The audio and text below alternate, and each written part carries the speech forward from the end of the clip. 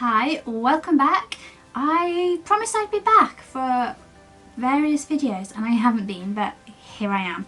So I thought I would start by telling you what I've been reading this month. Actually, this is this month and December. I have 4 books here.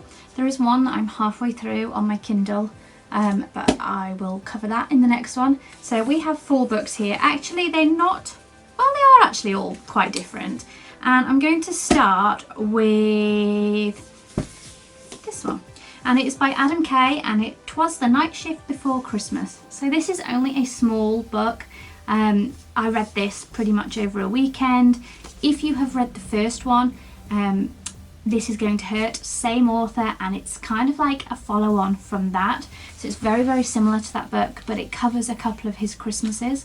So he ends up covering, I think it's 4 consecutive Christmases, being a doctor and obstetrician, actually, to be precise, over on the maternity ward anyway. And it is as good as his first book. I just wish it was longer. I just love the way he writes, the honesty in it, the fact that these things happened. There may be an element of a twist in there, I'm not sure, I wouldn't like to say. If this stuff genuinely happened, it is beggars belief. Honest to God, I cannot believe the things that go on in hospitals, but then I can actually believe it. It says, Christmas is coming, the goose is getting fat, but 1.4 million NHS staff are heading off to work.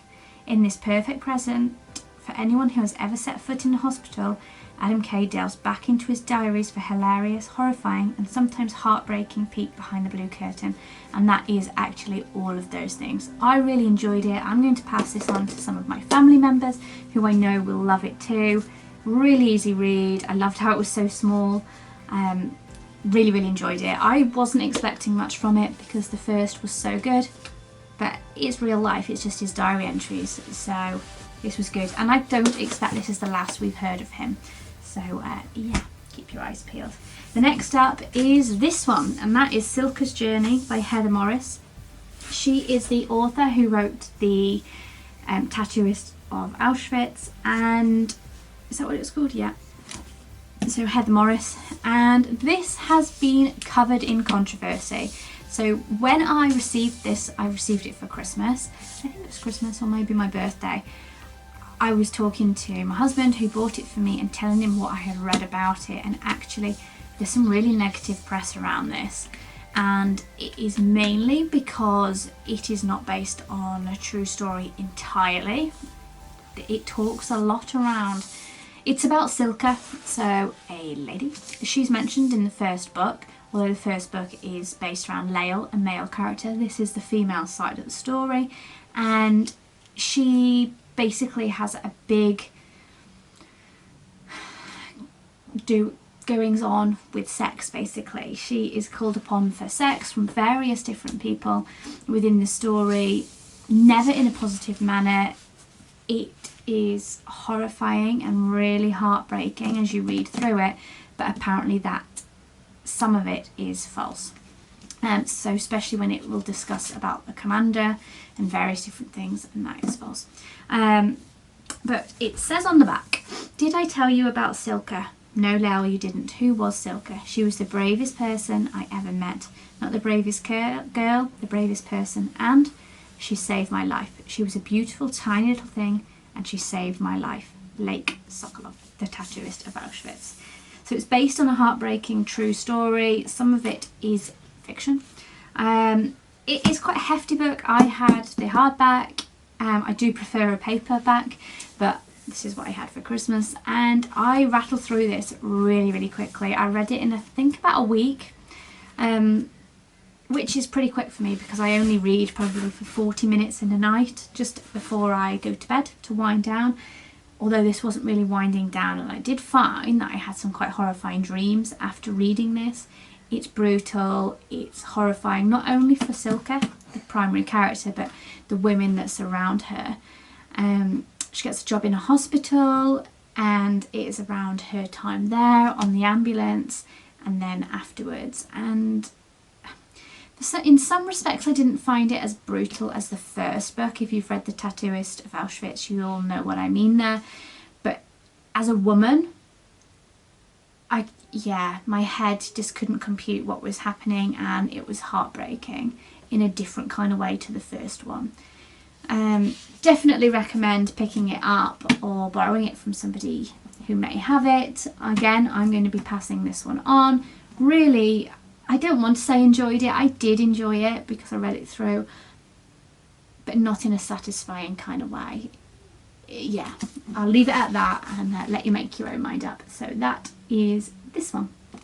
The next two are books I picked up from my local library. They have a stand where books are 20 pence. And are two different kind of books actually. First one, Jill Mansell. Most of you will be aware of Jill Mansell. This is I Don't Want to Miss a Thing. It is here, and it is all around Dexter Yates, who is a fun, carefree, London living gentleman.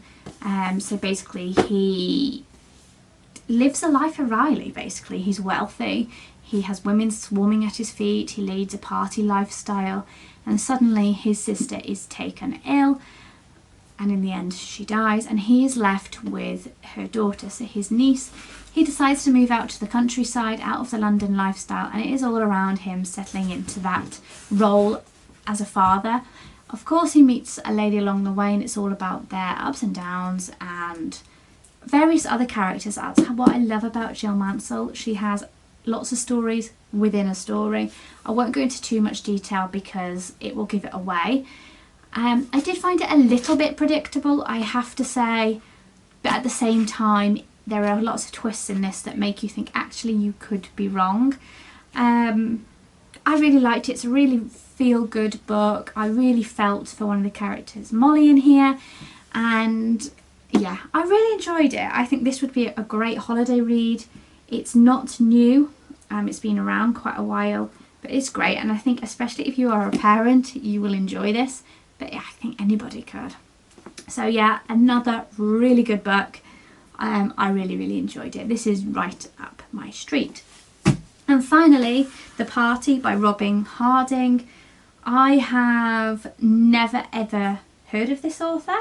That's fine. I don't really particularly tend to stick with one author. I will always have a look around. I picked this up because it had a nice cover and it was 20 pence. And it says perfect for fans of Big Little Lies. And actually, now I've read it, I would agree it is. It says it's called The Party. It was supposed to be a celebration. How did it all go so wrong? Again, similar to Jill Mansell, this is a story with lots of other stories in there. It's a lifestyle kind of book. It's an easy read.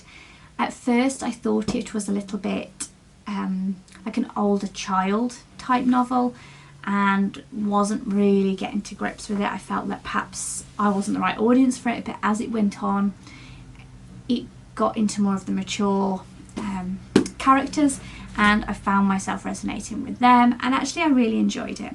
So on the back it says, one invitation, a lifetime of regrets. Sweet 16, it's an exciting rite of passage. Jeff and Kim Sanders plan on throwing a party for their daughter. A good girl with excellent grades and nice friends. Rather than an extravagant affair, they just invite girls over for pizza, movies and a sleepover. What could possibly go wrong?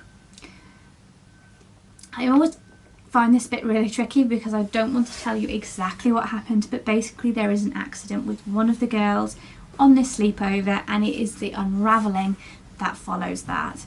It's heartbreaking in some respect, and some of it I didn't see coming, other parts I did. The ending in particular really surprised me, but again it's a super easy read, would be a great holiday read again, and one I really enjoyed. So there wasn't one of these books that I didn't enjoy. I really enjoyed them all very different, one being based on fact, one fact with a spin of fiction, and then two novels. I really enjoyed them all. I've got some good books on their way, one of them being The Prison Doctor. I thought it would be a good follow-on from this, and I will keep you posted. So yeah, thanks for watching.